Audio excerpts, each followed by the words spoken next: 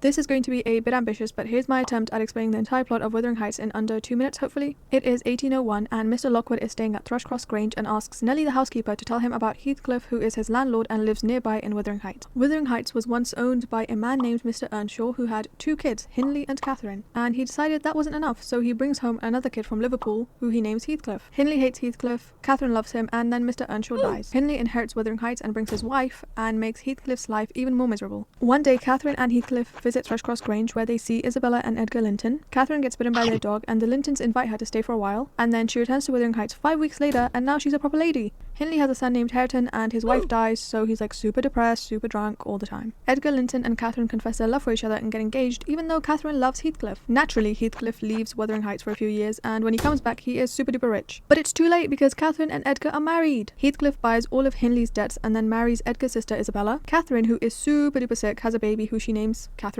And then she dies, R.I.P. Isabella runs away to London and gives birth to a son named Linton, and then Hindley also dies, and so Heathcliff inherits Wuthering Heights. Time jump, 13 years later, Nellie is taking care of Cathy at Thrushcross Grange. Isabella dies, so her son Linton moves to Wuthering Heights. Heathcliff locks Cathy and Nellie in Wuthering Heights and forces Linton and Cathy to get married, and then Edgar dies. Cathy moves into Wuthering Heights, and then Linton dies. Back to the present, Mr. Lockwood is like, yeah, that's kind of insane, I'm gonna head back to London. But he returns a few months later to find out that Heathcliff is dead, Cathy fell in love with Hindley's son Hareton, and then he visits Catherine and Heathcliff's graves. The end.